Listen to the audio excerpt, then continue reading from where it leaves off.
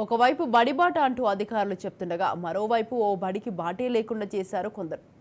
వేసవి సెలవుల అనంతరం ఎలాగోలా బడికి వచ్చిన పిల్లలకు విరిగిన చెట్లు, ఎక్కడ పడితే గోతులు, మట్టి కుప్పలు, చెత్తా చెదారం దర్శనమిచ్చాయి.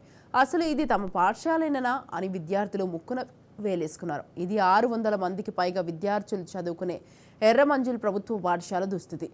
నగరం నడిబొడ్డున ఉన్న ఓ పాఠశాల స్థితి ఈ విధంగా ఉండటం గమనార్హం.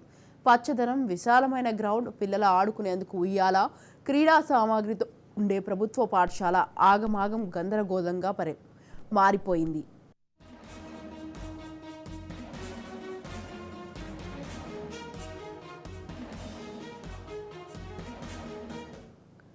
ఎర్రమంజిల్ ప్రభుత్వ పాఠశాలలో విద్యార్థులకు సెలవులు ఇవ్వగానే నిమ్స్ అభివృద్ధి పనుల నిమిత్తం కాంట్రాక్టర్ పాఠశాలకు వెళ్లే 5 మార్గాలు మూసివేసి అస్తవ్యస్తంగా మార్చాడు.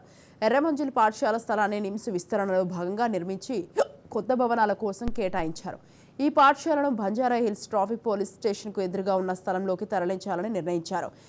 ఇవేవీ చేయకుండానే ఉన్న ఫలంగా కాంట్రాక్టర్ అత్యుత్సాహంతో స్కూల్కు వెళ్లే అన్ని దారులు మూసేసి పాఠశాల స్థలాన్ని స్వాధీనం చేసుకున్నాడు. కేవలం క్లాస్ రూమ్ను ముట్టుకోకుండా పాఠశాల ప్రాంగణం మొత్తం చెట్లు కొట్టేసి, గోతులు చేసి, పిల్లలు ఆడుకునే వస్తువులన్నీ తొలగించి చెత్తకు పోశాడు.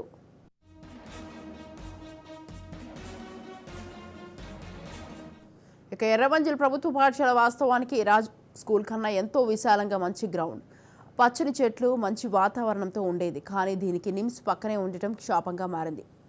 ఈ పాఠశాలకు వెళ్లే 5 మార్గాలుండగా వాటిని మూసేసి కేవలం నిమ్స్ ఆసుపత్రి లోపల నుంచి విద్యార్థులు సుమారు కిలోమీటర్న్నర నడుచుకుంటూ వచ్చేలా దారి ఏర్పాటు చేశారు. దీంతో విద్యార్థులు తీవ్ర ఇబ్బందులు పడుతున్నారు.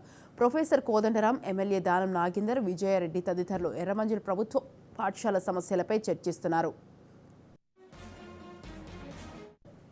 వచ్చే దసరాలోగా ఎర్రమంజిల్ ప్రభుత్వ ఉన్నత పాఠశాల నూతన భవనాన్ని నిర్మించి విద్యార్థులకు ఇబ్బందులు లేకుండా చూస్తామని అధికారులు, ప్రజాప్రతినిధులు పేర్కొన్నారు.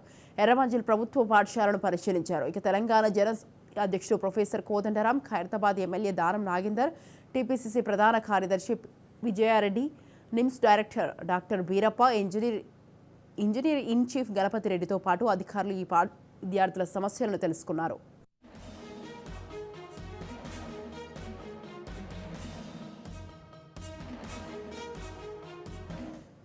ఇక ఎర్రమంజిల్ మహిళా మండలి నుంచి పాఠశాలకు 100 అడుగుల మేర దారి వదలాలని, అక్కడ కేవలం విద్యార్థులు రాకపోకలు సాగించేలా చర్యలు తీసుకోవాలని ఎమ్మెల్యే దానం నాగేందర్ సూచించారు. ప్రైవేట్ వాహనాలకు అనుమతి లేదని బోర్డు ఏర్పాటు చేయాలన్నారు.